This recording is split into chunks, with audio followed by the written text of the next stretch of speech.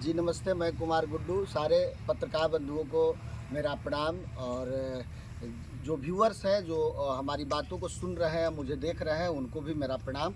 और कल रक्षाबंधन है, उसको अग्रिम शुभकामनाएं सभी को। आज ने आप अपने प्रेस कॉन्फ्रेंस बुलाया है, मुद्दा क्या रहेगा? मुद्दा देखिए, कल विक्रम में हमारे उप मुख्यमंत्री सम्राट चौधरी जी आए हुए थे और उन्होंने एक कार्यक्रम में ये बात कहा कि मैं या मुख्यमंत्री या स्वास्थ्य मंत्री अगले 2 महीने में विक्रम में जो ट्रामा सेंटर है उसका शिलान्यास करेंगे।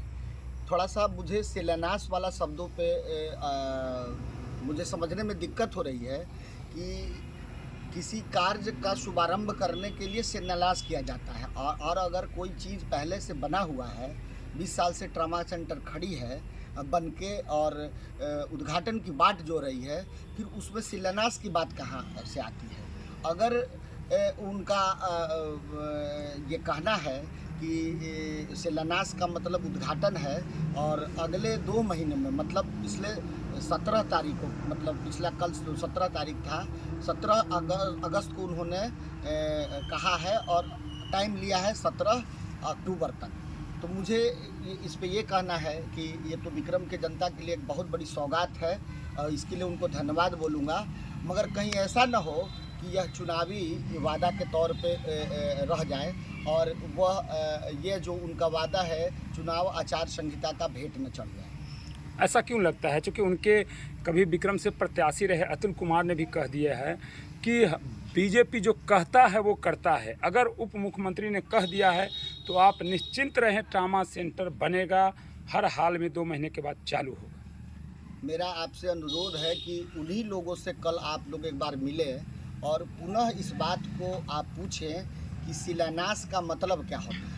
और अगर शिलान्यास का मतलब उद्घाटन होता है तो मैं उनकी बात पे विश्वास कर लेता हूँ।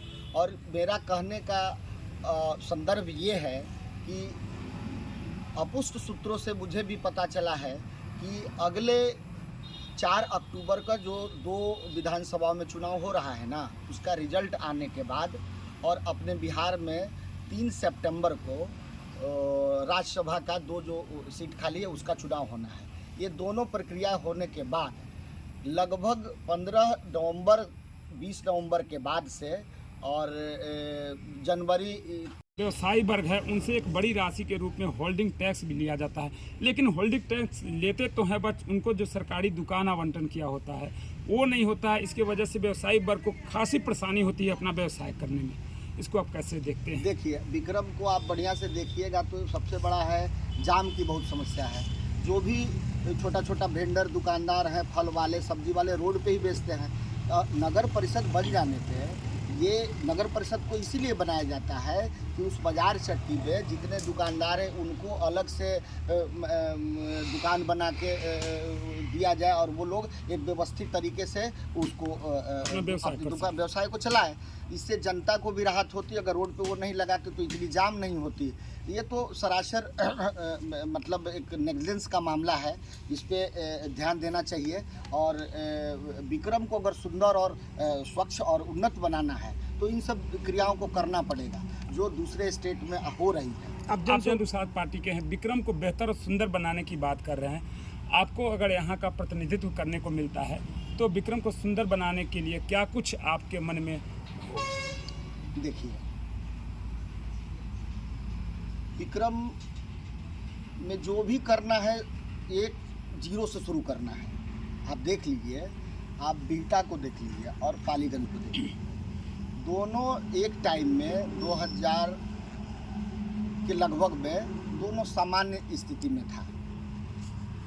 मगर बिहटा का डेवलपमेंट देख लीजिए, क्योंकि सरकार की नीति है बिहटा के प्रति, वहाँ के विधायक, वहाँ के सरकार उसको मिनी क्या बोलते हैं नोएडा घोषित किए हुए है। तो वहाँ औद्योगिक क्षेत्र भी लग रहे हैं, NIT, IIT या बहुत से हीरो के कारखाना, ब्रिटानिया बिस्कुट के कारखाना, एयरपोर्ट का भी हो रहा है। तो एक मल्टीपल वहाँ पैसा आ रहा है गवर्नमेंट के अलग अलग सोर्सेज से और उसका विकास हो रहा है। अब विक्रम को देख लीजिए, विक्रम में आपको आप ही से पूछते हैं कि 25 सालों में कोई भी नया वैसा व्यवस्था यहाँ खड़ा किया गया हो जो अगले 20 सालों में आपको दिखाई दे रहा हो। कोई इंस्टीट्यूशन, कोई स्वास्थ्य उपक्रम, कोई फैक्ट्री, कोई खेल परिसर किसी तरह का नहीं है। आप चले जाइए ब्लॉक का गेट पे देखिए, टूटा फूटा, हम जब बचपन में जाते थे उसी तरह का गेट आज भी है। ब्लॉक का सारा स्टाफ्स का रूम्स सब चरमराया हुआ है। आखिर विक्रम का जिस तरह से आप बोल रहे हैं कि पिछड़ा हुआ है, आखिर इस पिछड़ेपन के पीछे वजह क्या है? कमियां किस में देखते हैं विक्रम के विकास के न होने की? सबसे बड़ा तो जो सरकार में है, जो राजनीतिक परिस्थितियों में है, उनको इसके लिए मैं उत्तरदायित्व मानता हूँ। अब जैसे एक नमूना के तौर पे बताता हूँ, 2001-2 के आसपास पे, मुझे आप लोग करेक्ट कर सकते हैं, मुझे याद नहीं है, मगर हमको पता है कि 2000-2005 के बीच में पालीगंज अनुमंडल बनाने की तो होना चाहिए कि वो जिनका वो पैसा रखे हुए वो भी केस करे और उस केस में वो पैसा तक जेल जाए, ऐसा नियम सरकार बनाए। धान का कटोरा विक्रम को सही में कहा जाता है, लेकिन नहर की अगर स्थिति देखी जाए तो कहीं ना कहीं जर्जर स्थिति में नज़र आती है। आप एक देख सकते हैं, उदाहरण के तौर पर किसी गांव का ले लीजिए, उस गांव में जितनी आबादी है उतने में से 80% में सबमर्सिबल गड़ गया होगा। तो आखिर कहीं ना कहीं ये बड़े सरकार की पैसे की बर्बादी की नीति तो नहीं? देख लीजिए, इस बात को थोड़ा गहराई से समझने की ज़रूरत है।